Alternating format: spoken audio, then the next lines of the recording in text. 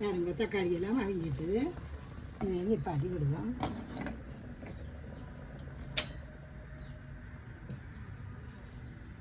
ஒரு சீலியை மேலால் விரியுங்கோ. இதை விரிக்கும்போது நீங்கள் துவைச்சி காய போட்டுருவணும். என்ன புது சீலி இருந்தாலும் துவைச்சி காய போட்டுருங்கோ. போட்டு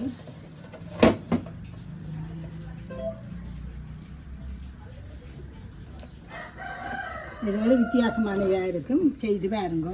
வீட்லேயே செய்து பண்ணி விரதம் பெறுது கடையில் வேண்டாமல் வீட்லேயே செய்யுங்கோ. நாங்கள் இந்த ஒரு ஆடிய மாசைக்கு பன்னீரும் ஒரு கறியாக காய்ச்ச போகிறோம்.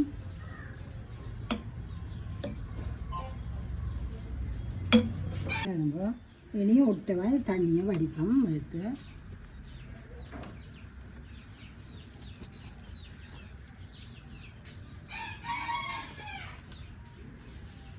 இப்படியே நீங்கள் அவசரப்படாமல் உள்ள கொழியை விட்டீங்கன்னா தண்ணி முழுக்க வடிஞ்சிடும். ஆறுதலாக செய்கிறதா அப்படி செய்யுங்க. அதுக்கு பிறகு எடுத்து மடித்து தண்ணியை மிச்ச தண்ணியை போக்காட்டலாம். சுட சுட செய்யணும் வண்டி இல்லை. தண்ணி நல்லா வடிஞ்சு முடிய நீங்கள் சதுரமாக மடியுங்கோ. துணியை மடித்து போட்டு காரத்தை தூக்கி அதுக்கு மேலே வச்சு விடுங்க. இப்படி ஒரு 15-20 நிமிஷம் இருக்கட்டும். நல்லா இடத்துல தூக்கி தூக்கி தள்ளி தள்ளி அமர்த்துங்கோ. தவை விடுங்கோ. இருக்கிறத எடுப்போம். இது தக்காளி பழம் இந்த செத்தமிளகாயும் உள்ளியையும் புறம்பாக இருக்கிறது. தக்காளி பழத்தையும் வெங்காயம் தக்காளி பழம் இது மிச்ச சாமான்களை இதுக்கெல்லாம் விற்போம். எல்லாம் எடுப்போம். உங்களுக்கு இவ்வளவு உழைப்பு வேணுமோ அவ்வளோத்துக்கு போடுங்க. இந்த தண்ணியை இந்த உருளைக்கிழங்கும் இருக்கட்டும். அதுக்கும் இதோடு தான் இவரோடு தான் சேர்த்து அரைக்கிறது. இதெல்லாம் இதோட தண்ணியை விட்டு விட்டு விழா சாமானையும் அரைப்போம். இதில் பாருங்க இந்த உள்ளியல் இந்த செத்தமிளகாய் எல்லாம் இதை புறம்ப அரைப்போம். இதையும் அரைச்சி கொண்டு வருவோம். இது கடைசியாக போடுவோம் அரைக்கல. தண்ணியை கொஞ்சம் வழியை விட்டுட்டு அரைச்சி போட்டு மிச்சம் விட்டு விட்டு அரைப்போம்.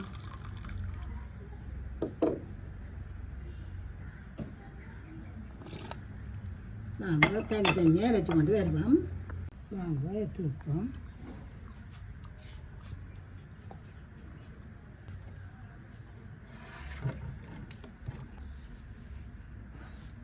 இது குறைஞ்சது வடியை நல்லா ஊற்றி மறைச்சாதுக்கு பிறகு நீங்கள் எடுக்கணும்.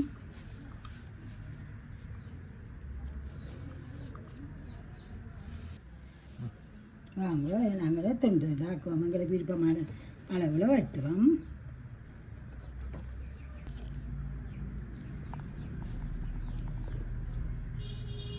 இந்த கரத்துண்டில் உவளா துண்டையும் எடுத்து கொண்டு போய் அந்த உருளைக்கிழங்கு தக்காளி பழம் அதெல்லாம் அரைக்கிறமே அதோட போட்டு அரைக்க போகிறேன். இது வெட்டினதை எடுத்து இதுக்குள்ளே வச்சுருக்கேன். இது மிளகாயும் உள்ளியும் உள்ளி பச்சை மிளகாய் அவிச்சது. இதுக்குள்ள தக்காளி பழம் வெங்காயம் 2-3 உள்ளி உருளைக்கிழங்கு இந்த பன்னீரில் 4-5 துண்டு போட்டு அரைச்சினாங்க. அதை க்ரீமியாக வரமாட்டதுக்காக நாங்கள் எப்படி செய்யறேன்ட்டு பார்ப்போம். நாங்கள் பாதிக்கிற எண்ணெயாக விடுறேன். இது எல்லாத்துக்கும் கறிக்கு எல்லாத்துக்குமா 2 மேசக்காண்டி விடுங்க. எல்லாத்துக்குமே இதுதான். செத்தல் மிளகாய் இஞ்சி அந்த கலரையை இதில் போடுவோம்.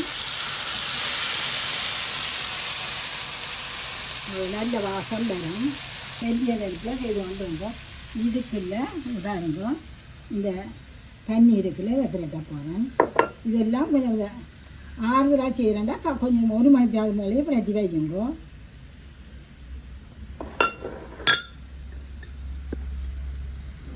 கொஞ்சம் நல்ல உள்ளி வாசம் பெறும். உள்ளி முருகுனா வாசம் பெறும் உங்களுக்கு. அது மட்டும் வளர்க்குங்கோ.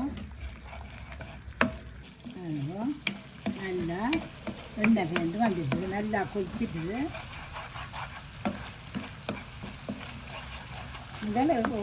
போட்டோன்னே எண்ணெய் மாதிரி இருக்கும். பேருந்து முழு எண்ணெயும் இழுத்துடும். பேருந்து கொஞ்சம் தளவுல எண்ணெயும் கற்கும். இப்போ நல்ல வாசமாக இருக்கும். உங்களுக்கு தெரியும் செய்து வந்து கேட்கல. இதை போட்டு கொஞ்சம் நேரம் வளர்க்கலாம்.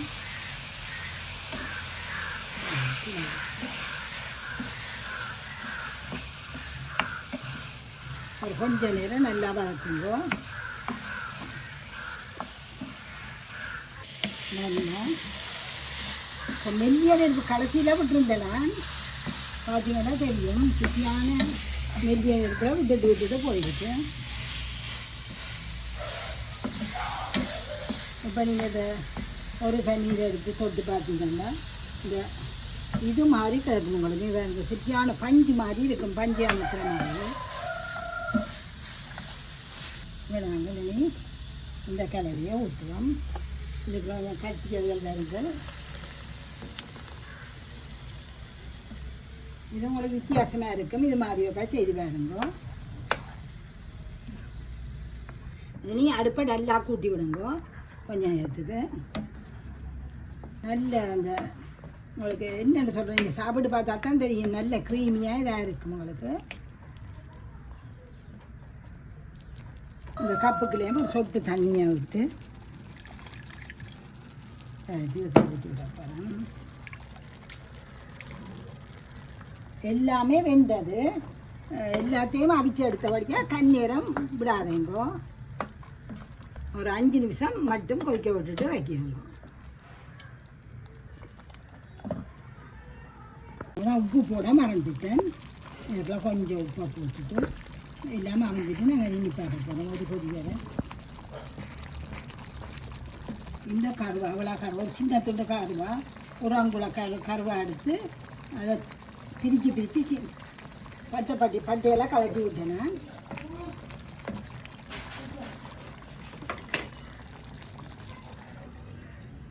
நல்லா ஒரு நல்லா குறைச்சி போட்டு கூட்டியெல்லாம் விட்டுனாங்க. நல்லா குறைச்சி விட்டுட்டு அடியில் ஒரு நிமிஷம் அடுப்பை நிப்பாட்டுவோம். அப்படியே நிப்பாட்டி போட்டு ஒட்டியே சுடுவோம்.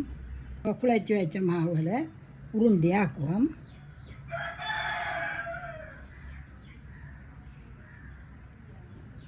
ஒவ்வொரு உருண்டையும் உருட்டி எடுங்கோ.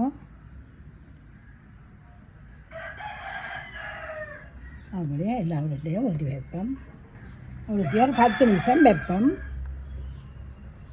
உருண்டியாக எடுத்து நல்லா உருட்டுவோம். கீழே மாவை தூடுங்கோ.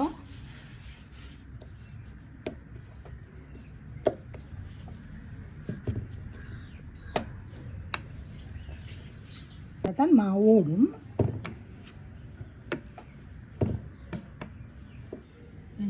இதில் எண்ணெயை தட்டி பூசுவோம்.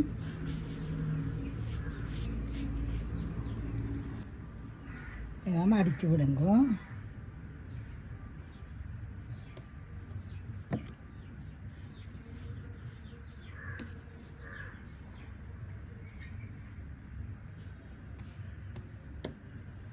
அதே மாதிரி இன்னொரு எண்ணெயும் பூசி மாவையும் தூவி மடியுங்க. மடிக்க வைக்கிறோம். ஒவ்வொரு மடிப்புக்கு மேலேயும் எண்ணெயும் தூவி மாவையும் தூவுங்கோ. இப்படியே ஒவ்வொன்றையும் எல்லாத்தையும் ஒன்றோடா செய்து போட்டு நாங்கள் சுழத்து வாங்குவோம்.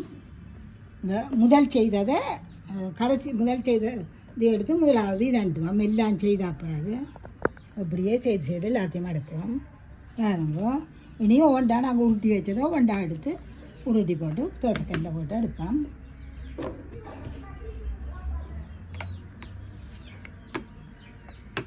தோசைக்கல் சூடாகிட்டுது. நாங்கள் ஒன்றா எடுத்து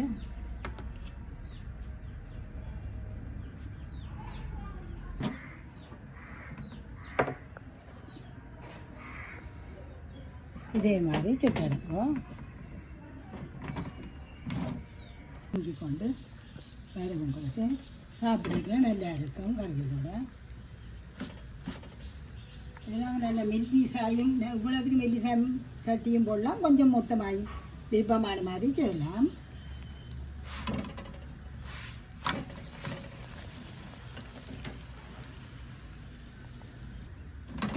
வாழை பண்ணி பாட்டி போட்டு பேருந்து மிச்சத்தை பேருந்து செய்வோம். பிள்ளைகள் வேற செய்வோம்.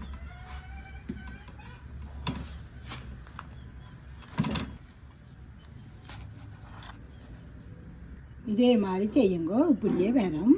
இதை நீங்கள் இப்போ இதை தொட்டு பார்த்தீங்கன்னா பஞ்சு வேறுங்க. சிட்டியான பஞ்சு மாதிரி கிடக்கும் குழந்தைங்க பன்னீர். இதே மாதிரி செய்யுங்க, இப்படியே வரும். க்ரீமியாக இருக்குது. அந்த இது அந்த உருளைக்கிழங்கும் இந்த பன்னீரும் போட்டு அரைச்சது. நாங்கள் வேறு ஃப்ரெஷ் க்ரீமோ இன்னும் ஒன்றுமே விட இல்லை, வீட்டில் இருக்கிற சாமானை கொண்டு செய்தது. நீங்கள் கடையில் வேண்டியதில் ஃப்ரெஷ் க்ரீமை இப்படி தான் செய்து போட்டு தரணும். நீங்கள் உங்கள் வீட்டில் இருக்கிற தைரியை கொண்டு செய்து பிள்ளைகளுக்கு கொடுங்கோ, அவர்கள் சந்தோஷமாக சாப்பிடுவாங்க. சமையல் அடுப்படி நம்ம சுவை மணக்கும் விரல் நுனியில் கலைவண்ண